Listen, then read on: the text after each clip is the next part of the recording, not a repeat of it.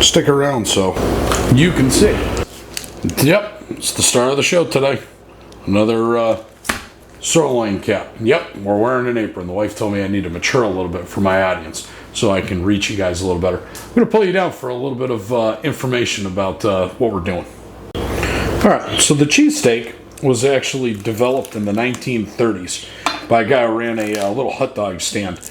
I guess his name was Pat Oliveira, also known as Pat's King of Steaks, which I find kind of ironic because here we are again playing with Picanha, aka the Queen of Beef. Now remember, moist meat's a great thing, but it's better moist after cooked, not before. So we're going to get this dried up. So as you saw in the opener, you can clearly tell we're making cheesesteaks. I'm going to be cutting against the grain with these. I know if I was doing just normal picanha steaks, I wouldn't. But we're actually going to pound these out. This isn't going to be a traditional comparison where it's Cheese Whiz versus provolone.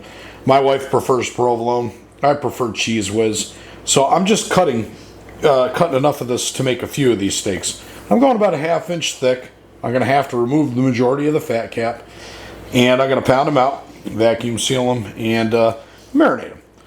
Now, like I said, this isn't a comparison clip. The only thing I'm really curious about is if the Queen of Meat can hang with the mighty cheesesteak without doing it one of the more traditional ways, which is, slicing it nice and thin. I just want to go about it by pounding it, see what the heck happens. I'm pretty confident it's going to work out well.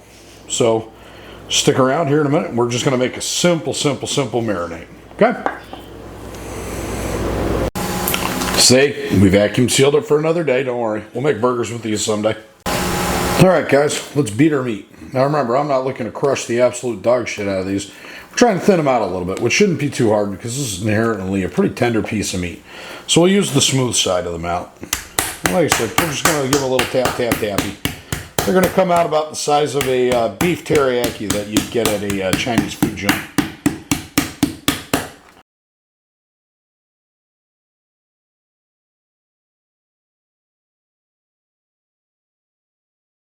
Alright, so after you've successfully beat your meat, it should look like this. These look lovely.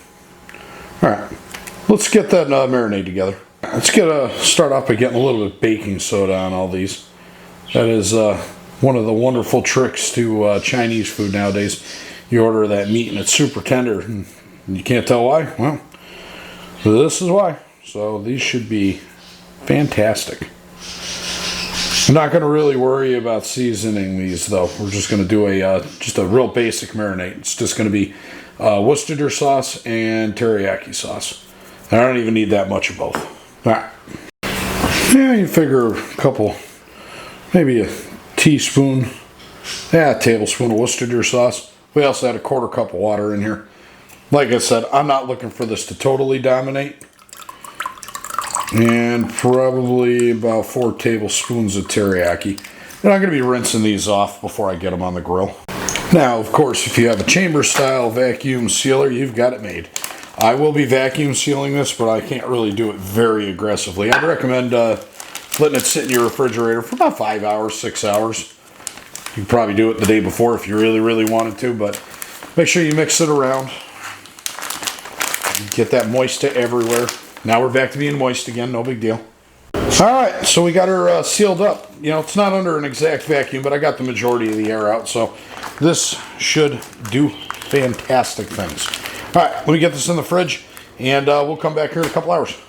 Alright, so here we are 6 hours later. I'm pretty sure our meat is properly marinated, and I think it's about time we start cutting up some peppers and onions, huh? Let's do it. Alright, so again, like I said, we're not doing traditional with this. I'm going to brown all these up and get this all ready in advance. And once the meat's done, I'm basically going to assemble these guys. And yeah, I'm going to throw them in the stove and actually toast them in the stove together so I can get all of the cheese to melt the way I want it. For at least the provolone version. But yeah, should be a hoot. Oh yeah. Let's get these guys sizzled up, cooked down, and then we'll get the meat on the grill.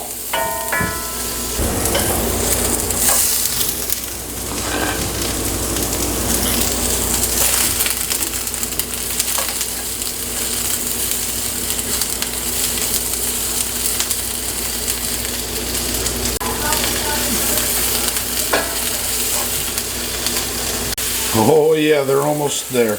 Looking good. Alright, so these have reached a nice color. I was going to rinse them off originally, but nah, I think I'm just going to leave them as is. But we do need to pat them dry. Try to dry off as much of this marinade as you can. Shouldn't be too bad. Alright, so yeah, we're going to be grilling these outside at about 450 degrees. Kind of want to do them hot and fast, know what I mean?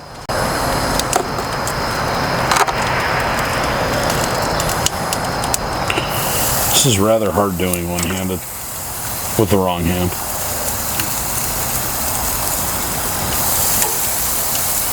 Alright, screw it. I'm going to put you down. Yay, it's a miracle. Magic happened. Oh yeah, they're getting there. They look nice. Oh yeah. Oh, these are gonna be good. Whoops. Well, that's first. I don't think I've ever fogged. Let's try that zoom feature. Whoa, yeah. Much better. These are gonna be so tender and juicy and good.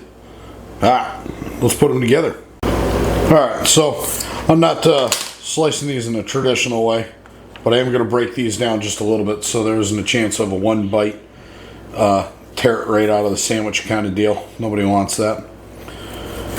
These are a little bit more done than normally I would like, but you know, hot and fast, and these are super thin, so, but they are nice and tender. So I'm not going to complain. Just to give you guys an idea, still has a little bit of rareness to it. Let me get a couple of these cut up.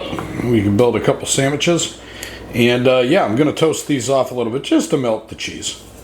Let's get these put together.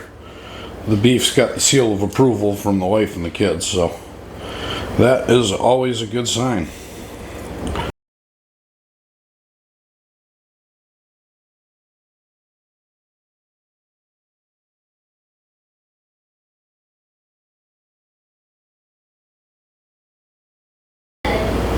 Oh yeah, look at that. Oh, it's gonna be nice.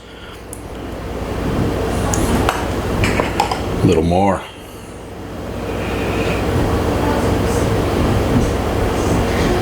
Oh yeah, so these are absolutely beautiful. How about we give these a bite, then we can wrap this up, huh? Oh yeah. Alright, let's get a bite of this. Big old cheesy, beefy, peppery, oniony mess. Should be delish.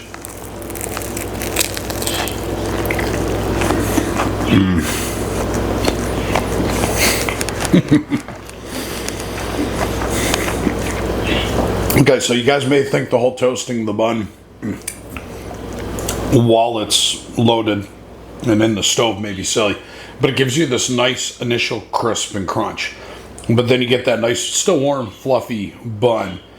And oh gosh, I tell you what, sirloin cap is totally worthy for this. I would highly recommend it. Pound it, marinate it, and give it the little baking soda treatment. It is so tender. It's more tender than any beef teriyaki I've ever gotten from any Chinese food joint, which tells me I need to do a beef teriyaki version where it's glazed on and cooked even hotter, so it gets a nice little bit extra char.